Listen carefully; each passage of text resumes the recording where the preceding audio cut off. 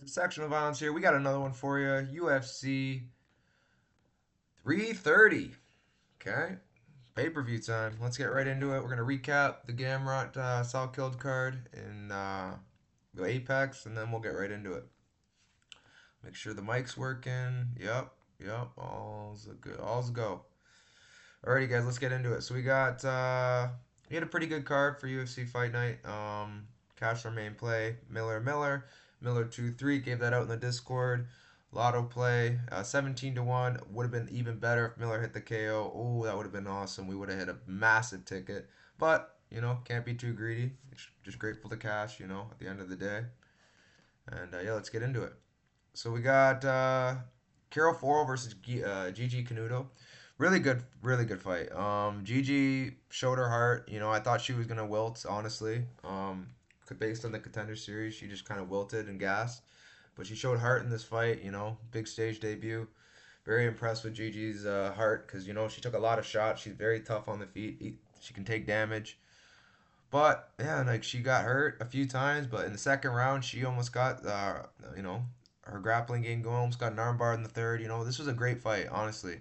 Real good fight. Farrell's a dog. She's gonna make it hard for her opponent to implement their game. Landed some nasty shots to the body. Yeah, man, Farrell's the truth. I'm very impressed with both girls in this fight. Gigi's just young. She's 23. She's still got a lot of time in her career. So hoping to give her another opportunity, and I'm excited to see her back because that was an awesome fight. Great. Hats off to both girls. Moving on, Juliana Miller versus Ravana Oliveira. Juliana Miller, although she is not very good, I will say that the one thing she is very good at is her jiu-jitsu, her grappling, mostly her jiu-jitsu. Wrestling's not the best, but it's decent. And the one thing she has that is an advantage is, I believe, autism.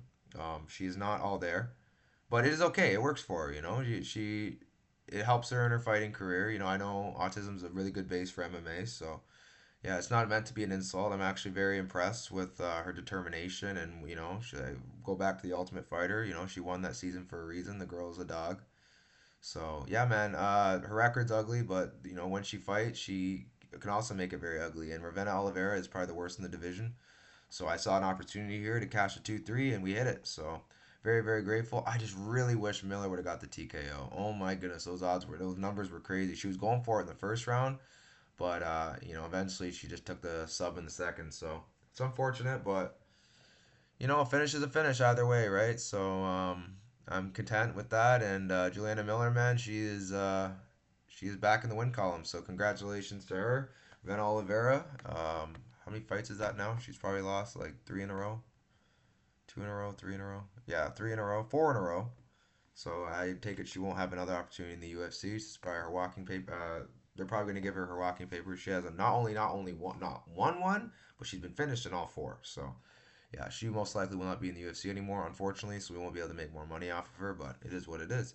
Moving on, Miles Jones versus Gianni Vasquez. Well, this was fun while it lasted. Gianni landed a decent shot that kind of rocked Johns a bit, but then when Gianni went for the finish, he got knocked out. So that was a cool little fight. It wasn't really much of a that wasn't very long, but it was fun while it lasted. Johns is an ultra vet, so stayed composed and calm during the chaos, and got the finish. So congratulations, Miles Johns. Very impressive knockout. Yeah, moving on, especially on short notice. Moving on, we have Richie Miranda versus Manuel Souza. I had Manuel Souza here. I wasn't very confident, honestly. I just think Manuel Souza struggles when it comes to jiu-jitsu, and we saw that in the first round. Completely got outclassed in the grappling. But the thing with Souza is he's a freaking beast. Like he's a hoss. Like he's a hard guy to get down, and he's strong. He's jacked. So it's very hard to deal with that guy, and he hits like a truck. Miranda's tougher than a $2 steak, so getting him out of there was no easy task. He couldn't do it.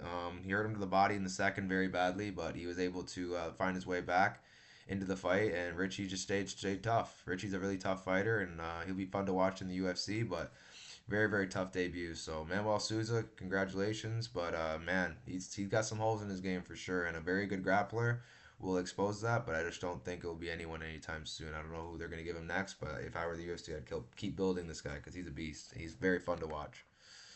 Moving on, Jose Montana versus Louis Sutherland. Louis Sutherland is horrible. Like, horrible, man. Horrible. You know, a win over Tai Tuivasa made me think maybe this guy can put it together. But Tai Tuivasa is even worse than him. And that's saying a lot. So, Jose Montana completely mogged him in there and got the finish early. Quick sub. I actually got a live spot on Montana, so that was good. It is what it is. Montana is a beast, and or not a beast, but he's an unproven commodity in the division, and I'll be interested to see who they give him next. Because I do feel like not that great, but he did well for his debut, so I'll give him that, and I won't say anything too negative here. Louis Sutherland, though, you're completely like you're not good, man. He is just horrible. Anyways, moving on. Bruno Lopez versus DR Nergazai. I was a little worried, honestly. I was worried that Lopez was going to get his grappling game going. Lopez didn't even shoot one time. I think he shot. No, he shot one time, but DR got back up. Nergazai is improving, man. He's very, very good on the feet. He can't be hittable, but he's a very, very slick striker. He used nasty leg kicks in this one. Hurt Bruno Lopez pretty badly and ended up getting the finish. So I was very impressed with that. DR is definitely someone you got to watch out for on the feet. And yeah, I'm sure he'll get exposed again on the ground soon enough. But Bruno Lopez is just not that guy. You made a camp change. Doesn't matter. Lopez is just not that guy. He's very chinny, and Diarra was a bad matchup for him. So we cashed Diarra. So that was a good cash. But yeah, moving on. This is a fight that screwed me up a lot. I will say that. Asplin versus Guilherme Pat. So Steven Asplin is horrible. But then so is Pat. Pat has talent with his boxing. The thing with Pat though is he doesn't fight behind a jab, and a lot of his punches are to kill you.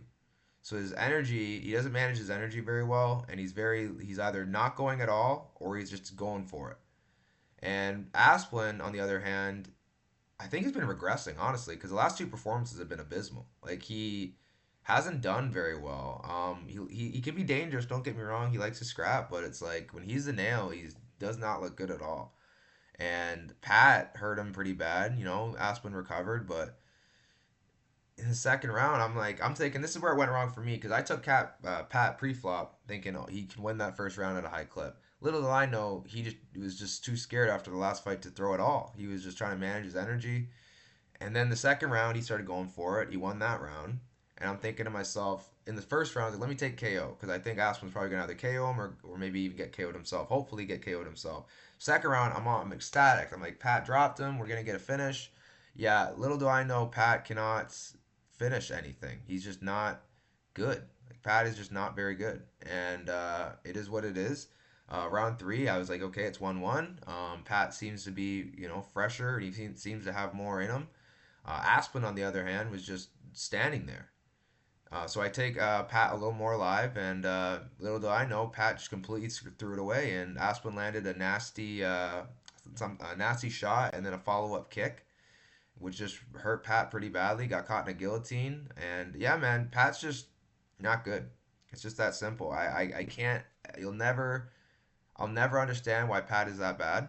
Because he has some skill, but it is what it is. He's a mental midget in there, and it is what it is. Asplin is slightly better, and it's just a battle of two bad heavyweights. I got nothing really good to say about these guys. I like Aspen as a character. Don't get me wrong; he seems like a cool guy. He's funny, etc. But man, he's not good. He is not good at all. I've said this since the regional scene. You get this guy down, there's gonna be issues. But you never know because Aspen's also been improving in his grappling. So yeah, we'll see. But honestly, this was just a really horrible fight, and I couldn't wait to forget about it. But I'm doing a recap, so I'm being forced to remember this traumatic experience. Anyways, moving on. We had Ty Miller versus Billy Goff. Let me make it for time. Not bad. Billy Goff is just a savage, man. Terrible matchup for Billy Ray Goff. Goff's a punching bag. He cannot move his head.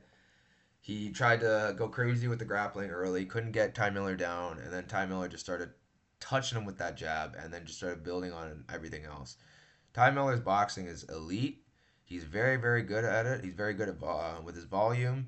He hurt Goff badly in the second. Could have been stopped, honestly. Probably should have been stopped. And then we go to the stool in the third round and going into the third round. And Billy's corner literally tells him, circle and do not engage. I couldn't believe my ears. I'm like, let's go. Because I had Ty Miller 2-3 and Julian Miller 2-3.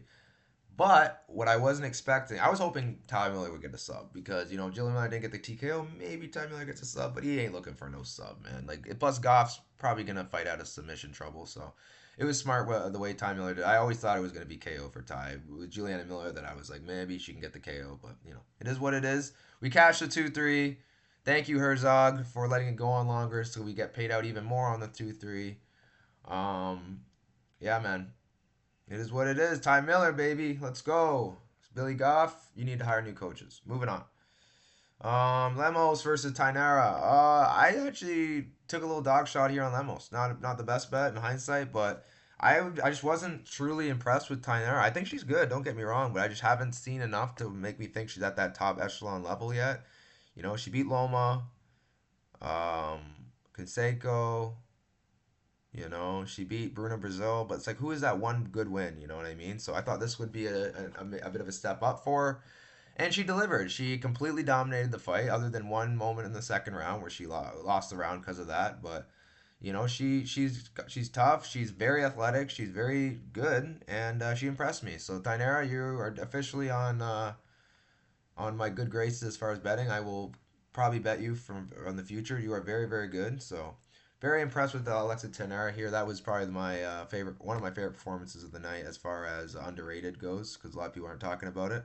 But that was very impressive from Tainara. Extremely impressive. And Lemos, I hear she had a shoulder injury going into the fight. I don't really care about all that. I just think Lemos, her cardio is not very good. And her fight IQ isn't that good. So it's like the intangibles are huge when it comes to this. And she just is not very good in those aspects. So it is what it is. But I don't know, man. I'm not really a big Lemos believer anymore. I think her best days are kind of behind her. So she's still dangerous. Don't get me wrong. She still throws with hate in her heart. But as far as like her skill, her tangibles goes, it's just lacking. Anyways, moving on. This breakdown won't take long at all. Yadier Delville absolutely slaughters Elkins within 30 seconds. I thought for a second they were building this for Elkins because the overline got nuked and just a bunch of factors that were making me think maybe they're just trying to send Elkins off with one last decision win.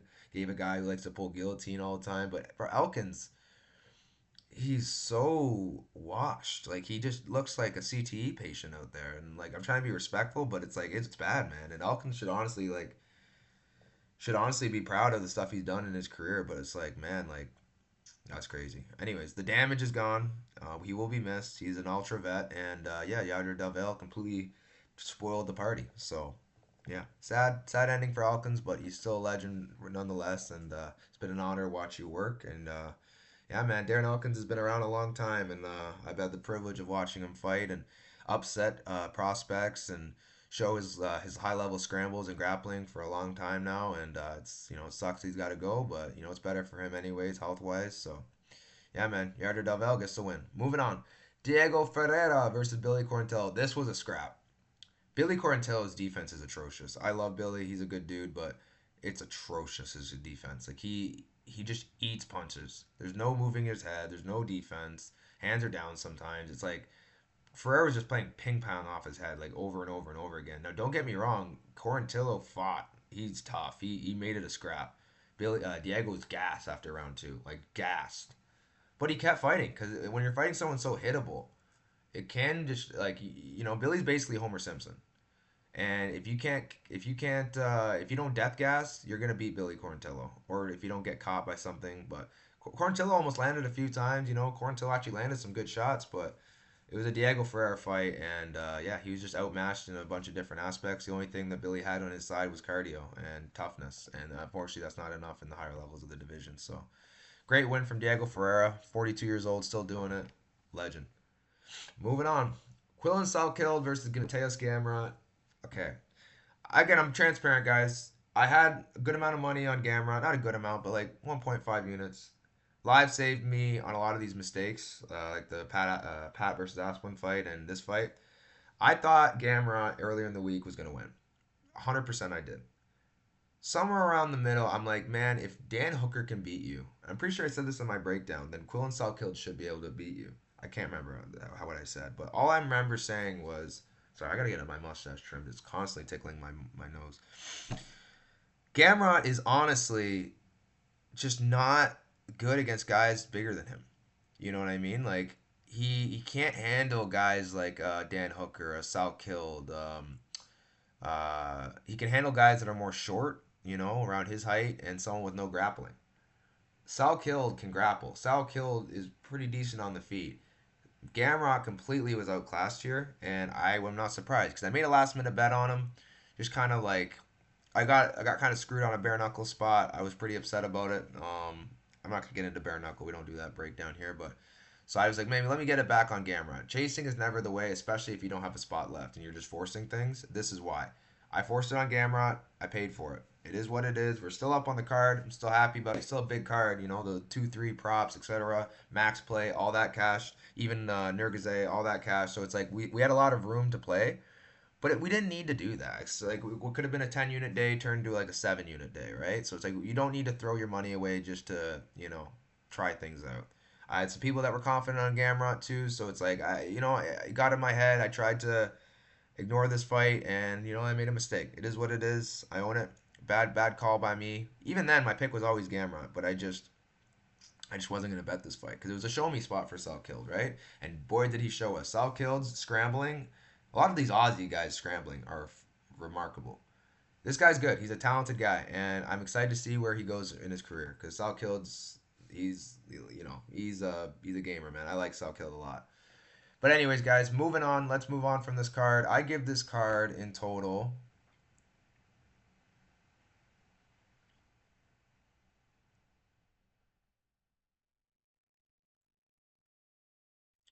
I'll give it a 7. I think a 7 is fair. Yeah. No, an 8. I'll give it an 8 because there was some good finishes, good fights, so I'll give it an 8. 8 is fair enough. And prospect of the card, I will give it to. Honestly, Sal Killed is probably the number one, I would say, but there's Ty Miller as well. I'd probably say either Ty Miller or Sal Killed, but Sal Killed's not really a prospect anymore. He's a contender, so I would say it's Ty Miller then. And then we go fight of the night. It's hard, man. Let me see where they gave it to. Yeah, man, that's hard, man. I would say it's a tie because Billy Quarantillo versus Ferreira. I'd probably give it to the girls, honestly, because that was crazy. Foro versus Canuto was crazy. I'd give it to the girls. Yeah, I'd give it to the girls. But it's close for sure. Anyways, guys, let's. Oh my God, these fruit flies, man. Moving on, we have UFC 330 Makhachev versus Garry. Let's get right into it. Starting out, we have Maitabek Orobai versus Jeremiah Wells. Now, a lot of people are going to think I'm going to go into a long breakdown about this. One sec. Let me call you right back. I'm just doing the YouTube video. Oh, damn, okay. All right, talk soon, brother. So yeah, we got Wells versus Orobe. I think Orobe wins this fight pretty handedly. I think Jeremiah Wells is probably just it's a terrible matchup for him. Like he got power, he has his good jiu-jitsu, but man, you're facing Orobe. Orobe is an absolute mutant. Like he's tough. He's completely solid. Like he has knockout power and he's got a good grappling game. So I think this is Mike Tebek Orobe by sub, potentially by inside the distance, depending what odds they give you. I think Orobe is going to run through him, honestly. I think this is one of the most confident picks I have on the card. I think he's negative 900, so obviously, not much you can do with this other than play the finish props. But yeah, I like Orobe. Even 2-3 here is not bad. The only issue with that, it's kind of same thing with Miller fight, is I could see him finishing him early. So I would probably say Orobe 2-3 sub, but I won't be surprised to see this guy somehow um, knock him out early or whatever. Like this is an Orobe fight. I don't see him losing here.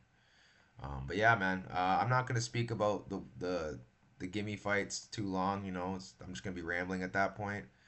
But yeah, moving on. Neil Magny versus Ramiz Brahimaj.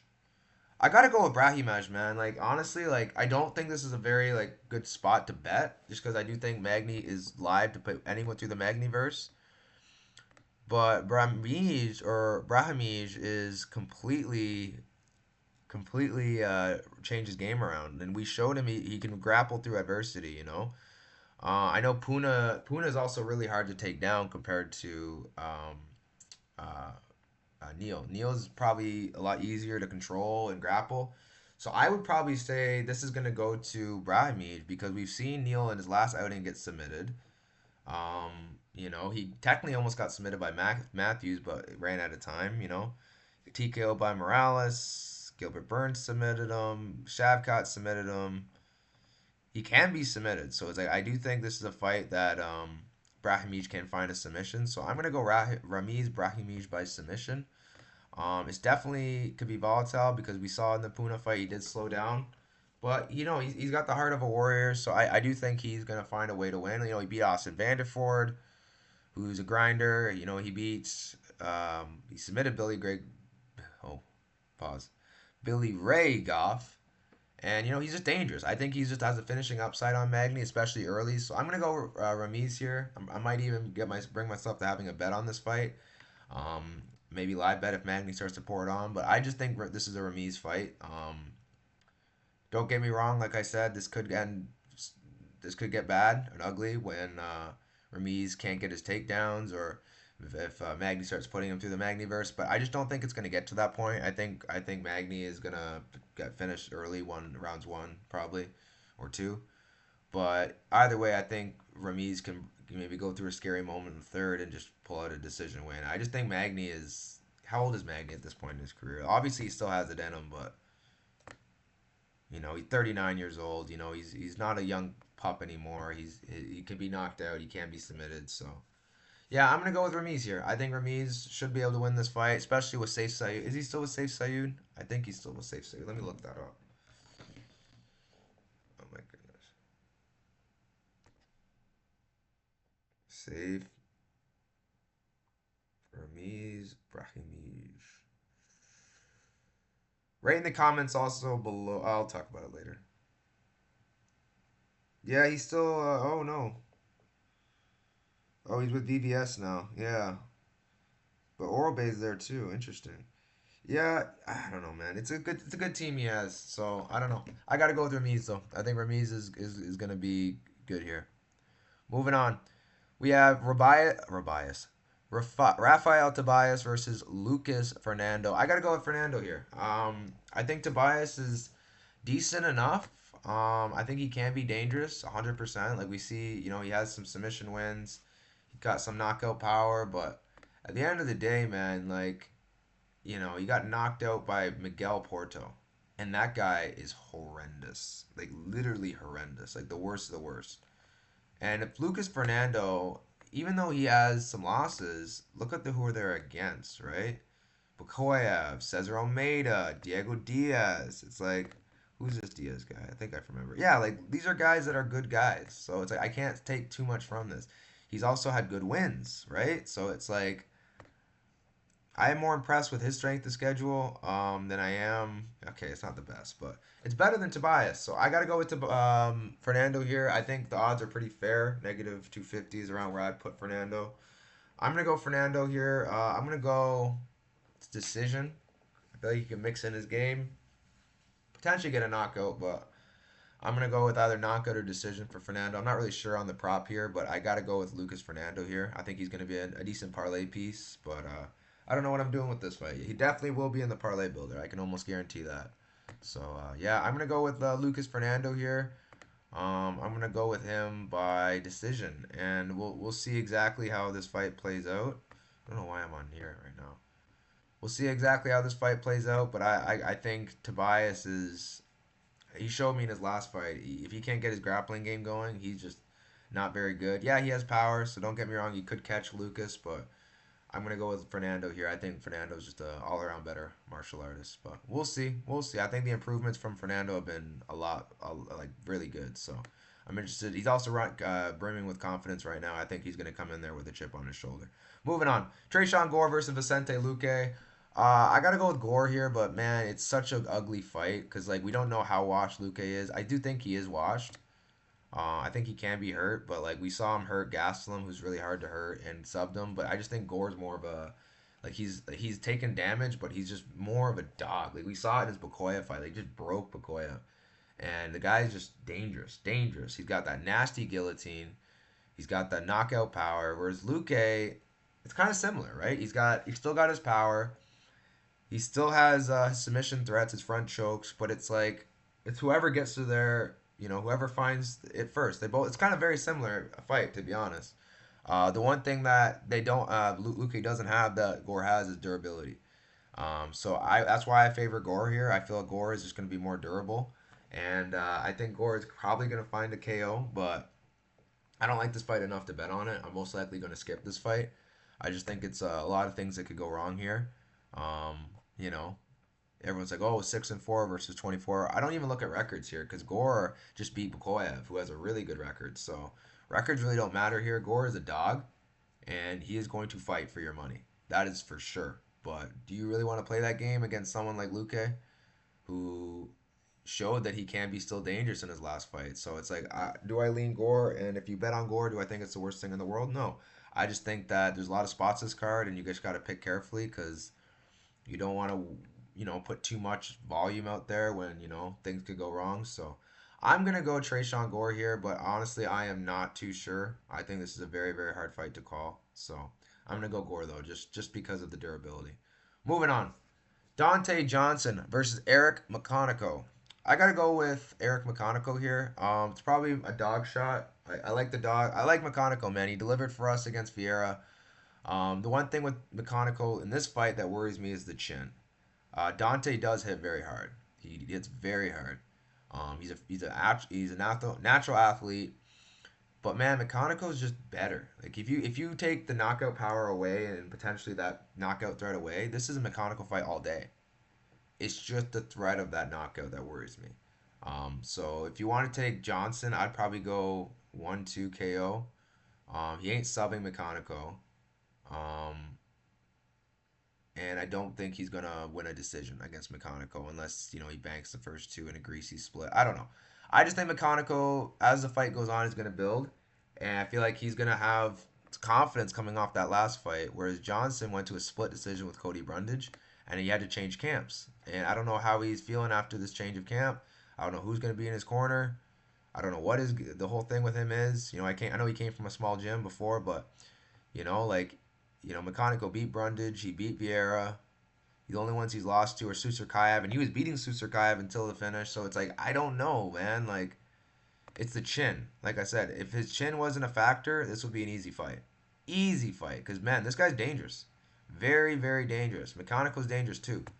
So I'm going to go Eric McConaughey here. A little small dog shot. Not too confident because of the chin.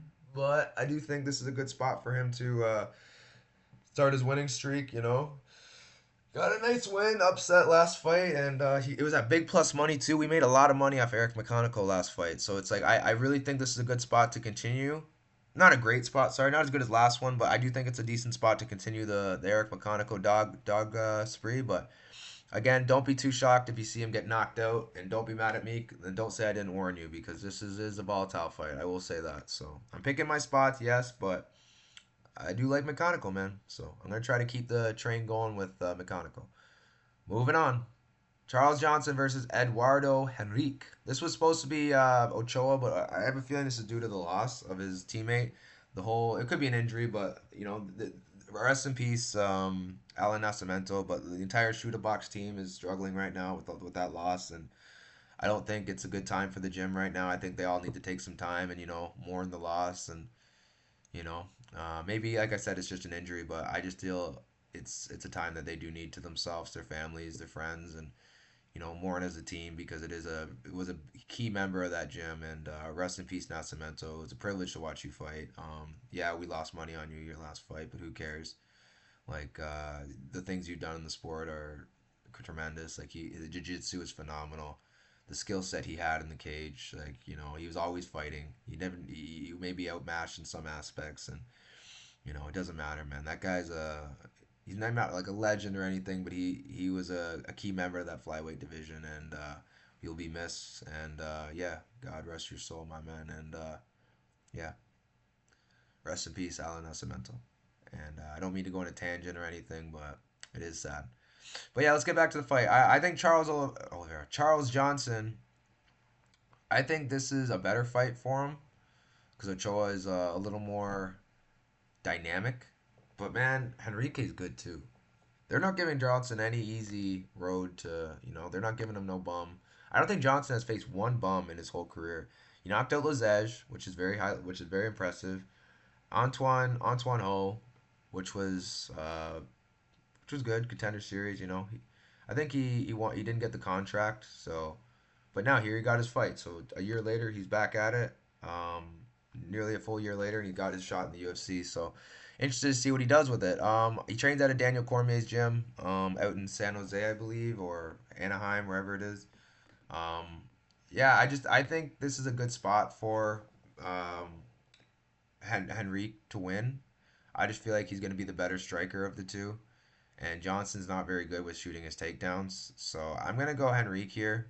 Johnson 2-3, obviously. Like, Johnson's, he comes on later as the fight goes. But I just feel like he's going to be scared to deal with Henrique because of the power. There's leg kicks. There's a bunch of things that Henrique has in his striking toolbox. So I'm going to go with Henrique here as a pick. But it's a slight lean. It's not that confident. I just think Johnson is, he's been in camp, etc. And he's a gamer. You can't never count this guy out of a fight, right? But this just does kind of seem like a fight that Johnson's probably going to lose. So I'm going to go with Henrique here, but I wouldn't be surprised to see Johnson somehow pull it off in the second or third round. So moving on.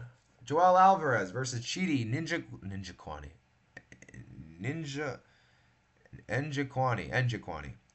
I think Chidi is probably getting a little underrated here. I think the size people aren't factoring in as much. This is the first guy that Alvarez has fought that's actually his size, if not bigger.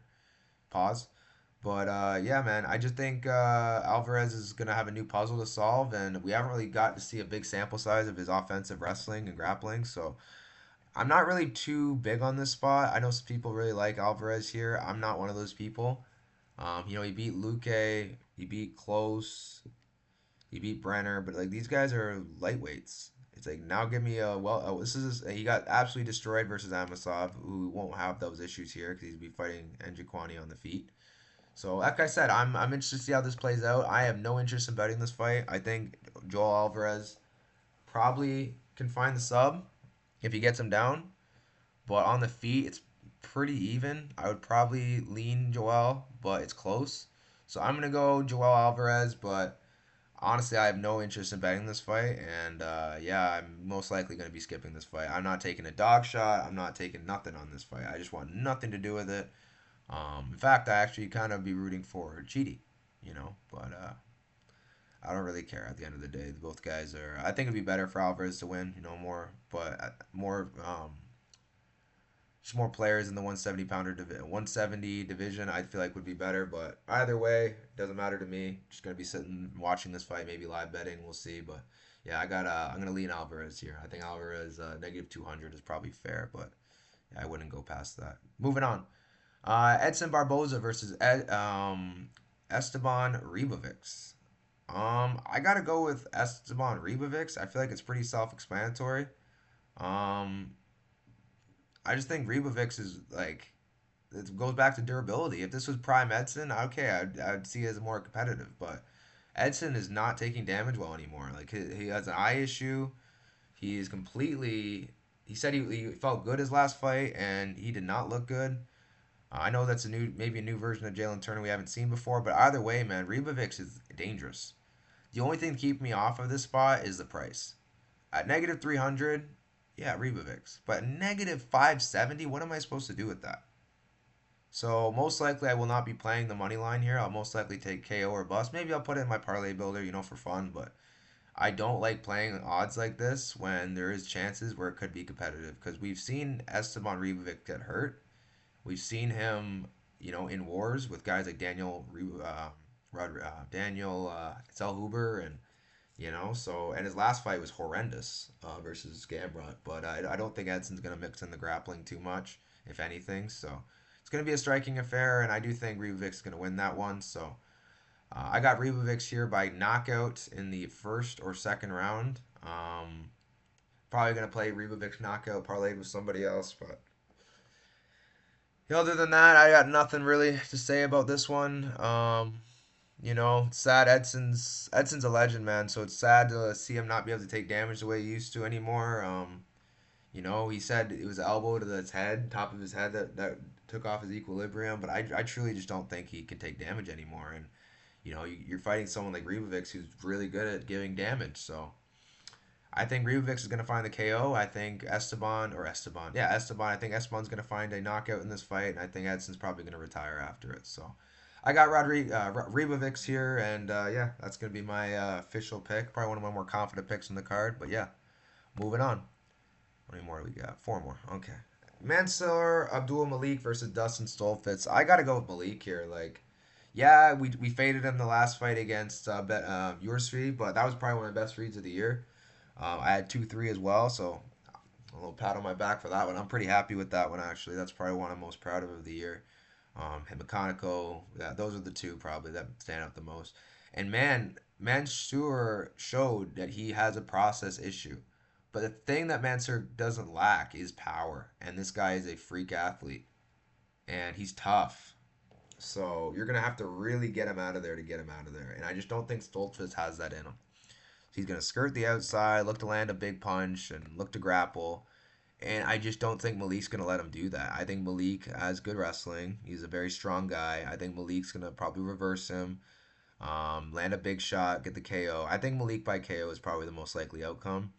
Stoltzfus has lost now two in a row. One to Calvin Gastelum, which is not a great look. So I don't think Stoltzfus is I don't think Stoltzfus is going to be ready for someone like Malik at this point in his career. Could be proven wrong. Maybe he has a high grappling output and gets him down, dominates him in that way. But I just don't think Malik's gonna let that happen. Malik can wrestle. Malik's a strong guy. He's very talented. He's just green, and I feel like he's had those tough fights now, and I feel like this is a good fight to help him build even more, get back on the winning track. And I'm gonna go with Mansour Abdul Malik here. I don't think this is I think this is a step down from well, obviously it's a step down from Yorsri. And yeah, man, I got to go with Malik by KO here. It doesn't make sense for someone to take Stoltzfus in this spot. Maybe yeah, the odds are pretty crap. Like I said, most of the favorites I want to take are just juice. There's one that stands out that's still playable, but it could be tricky. But I'll get to him in a second. You probably already know who I'm talking about. But Mansour Abdul Malik is my pick. I got him by KO, and yeah, moving on. Jalen Turner versus Kawi Fernandez. I gotta go with Turner here. A lot of people are taking Fernandez, and I get it. The guy's dangerous, but like he can be wilted. He can be broken. And Turner in round one and even two it's extremely dangerous to deal with this guy. He trains at Innova and Yaldis Kawi. He beat Harry Hardwick. Congratulations. Guram Kutaladze he beat. Knocked out Yaya. He's dangerous. Don't get me wrong. He has some nasty head kicks, etc. But I remember a time when he lost to Mark Jacasey, heavy wrestling. I just feel like this Turner we're dealing with is a different Turner. Am I going to bet this fight? I don't know. If I do, it won't be a big spot. Kind of be similar. The max I'll put is similar to Dyer, like a unit and a half or something like that. But I won't be betting this fight too seriously. I do think Turner wins though. I think what do I have the odds for this one? I think the odds are a little bit. I can't even remember exactly what I set the odds to. Let me check.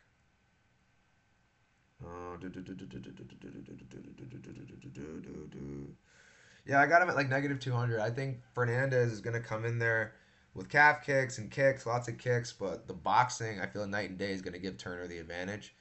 And I feel like the jiu-jitsu is also going to give Turner an advantage. So, yeah, I'm going to go with Turner here. This is going to be a killer be killed fight. I think Turner could get finished or Fernandez could get finished. But I just feel like it's going to be a Turner fight. I feel Turner is just going to be way more on in this fight. I feel like he's got a chip on his shoulder since his return, and I feel like he's going to carry that into this fight. And yeah, could it be a close one? 100%. That's why I said I probably won't bet this fight seriously. But I'm going to be on Jalen Turner here. And yeah, that will be my read here. Yeah, Jalen Turner by first or second round finish. That will be my pick. I don't know exactly. It's probably going to be KO, but it could be a sub. You never know. Moving on, we have Mackenzie Dern versus Jillian Robinson. I got to go with Mackenzie Dern here. Like, Robertson just looked horrible her last fight. Horrible. Lemos should have won that fight. If she just fought smarter, that was her fight. Jillian Robertson, her wrestling is okay. Might be a little bit better than Dern. Might be. I wouldn't even say it is. I think Dern's actually wrestling is better. She got judo. Her jiu-jitsu is definitely better than Robertson. Um, yeah, I gotta go with Dern here. The striking's better than Robertson. She's better everywhere. Yeah, I gotta go with Dern here. She's got heart. She's tough. She got intangibles that Robertson doesn't have. I'd say Robertson, maybe the one thing she does have is fight IQ, which is decent. But I don't think it's enough here. I think Dern's respectfully gonna run through her. I think when Jillian takes her down, she's gonna get caught in something. Dern's just very, very dynamic on the ground. She's got leg locks, arm bars, chokes. Like she's a very, very versatile jiu-jitsu artist, and she's probably the best in the division with her jiu-jitsu. This is actually the battle of the submission artists because Robertson has the most submissions, and she kind of like she's been touting that like, oh, I'm the best grappler in the division. I'm the best this and that. She's been talking a lot, and Dern said it's kind of personal. So I think Dern's gonna be coming in there with a chip on her shoulder, trying to have a point to prove. So I think this is gonna be a Dern spot. I do think Dern wins. Now, am I in the business of betting women's MMA at chalk? No. So do I just? I did it last week, so don't. I'm not opposed to it, but I'm just it's not a habit I like to make. So I will decide what I'm doing here. It might be Dern. I don't know. I'm gonna think about it, but I gotta go with Dern as my pick. I think she beats Robertson pretty easily. Um, yeah, I gotta go with Roberts Dern here. I think Dern is gonna get to a limb, potentially submit her. I think she's gonna potentially even TKO her. She's got power. I think she's just gonna be better than her, and I just gotta go with Mackenzie Dern. Fight probably does not go to the decision here, so there's that. But I think it's gonna be Dern by finish. That's gonna be my pick. Okay, moving on to the main event. I gotta go with Islam Makhachev. Okay, I should have said their names. Makhachev versus Garry. Obviously, I'm on Islam. Garry is good. Don't get me wrong. He's extremely talented. He beat Prates. He's beat some of the best guys in the division. He's got really good fight IQ. That's the one thing I'll always say about Garry. He knows what he's doing. But the fight against Shavkat, he does not know what to do when he's on bottom. Prates took him down. Um, Bilal's he couldn't get he stuffed Bilal's takedowns, which is a good thing to see. But I just feel like Islam is just a much better grappler than Shavkat and a much better grappler than Bilal. And I just think the size could be an issue, similar with Bilal. Ian was just able to see it coming, but you don't forget Islam can strike too. So I'm gonna go Islam here. Definitely is not an easy fight on the feet. I think Ian's gonna potentially even have an advantage on the feet. But it's gonna be I feel like an Islam show. I feel like you're getting a buy low spot on Islam. Negative 330. I feel like it's pretty fair. I gotta go with Islam, man. I feel like this is the only playable line I really see on the card other than maybe Dern. But I don't know. Maybe we go Dern in Islam. Maybe I don't know. I'm really thinking about it because this is a lot of spots I really do like. Oral Bay at Rebovix, they're all blown out. So it's like I can't do much with those odds. Same thing with Malik negative 600. So it's like you can't really do much with those odds. So I'm gonna think about it, and then I'm gonna come to a realization soon. But I gotta go with Islam here. I feel like Islam, once he gets him down, I feel like that fight is pretty much over. Ian's gotta hope that he doesn't get him down, and then he can start playing his game because Ian is very, very good on the feet, and his movement, his footwork, very good. But once it's on the ground, I feel Islam's gonna take him to his world and potentially get the sub. I feel like this is gonna be an Islam fight. I gotta go with Islam by finish. That's gonna be my pick here. I haven't decided exactly how I'm going to play this fight. But yeah, I got to go with Islam by finish. And yeah, man, it is what it is. Ian's a good fighter, but I just feel like there's levels. And Rachmanov showed him there's levels. And I know he won by, I think, one round. So definitely, like I said, Ian is good. Very good. And I don't want to completely count him out. But this is Islam Makhachev we're talking about, pound for pound number one. So I'm going to go Makhachev. And yeah, man, I think this is going to be a levels fight. Anyways, moving on, to give you guys my prospects of the card. I gotta go. Prospect of the card will have to be.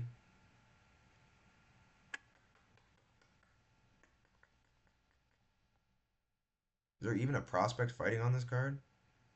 I guess Oral Bay, but yeah, this doesn't really say much. He's not really much of a prospect, more so a contender. Um, Fight of the night, pretty easy for me. I think it's gonna be. I think it's pretty easy. I'm gonna go with either Johnson and Henrique or Turner Fernandez. Maybe I don't know, man. It could be a lot of finishes, honestly. So I don't know. And then I'm gonna go Johnson and Henrique, and then we'll go top five picks. Let me do that quickly for you. Number one, Oralby. Number two, Makhachev. Number three, Abdul Malik. Number four, Ribovics. And number five, Dern. Alrighty, guys. Like, subscribe. You know the drill. I'll catch you in the next one. Have a good rest of your week. Let's cash some tickets. And yeah, until next time. Oh, like I said, wanted to join the Discord? DM me on the ones. I'll let you in. Just gotta have a quick talk first. Set some ground rules. You know, see if you're a real person. You know, etc. etc. Yeah, guys, all my plays are exclusively in there. I don't charge. It's just, try to keep things separate. A lot of weirdos in this game, so for someone that does it for free, I don't really have the need to market myself or let anybody in. I have a tight circle. They all cash with me. We did really well with Dana White. I'll get into that soon, but we're gonna have a Dana White Contender Series recap and then week 2 video. I'll do that probably Friday. I'll think about it. Maybe tonight. Who knows? But I'm gonna think about it. I'm gonna try to get it done early, because I already have my stuff ready. It's just a matter of getting the video out, and maybe there's cancellations. Maybe there's the weigh-in issues, like similar with last week. But I'll get into that next week. Okay, guys. So yeah. Anyways, guys, like, subscribe. You know the drill. I'll catch you next time. Peace.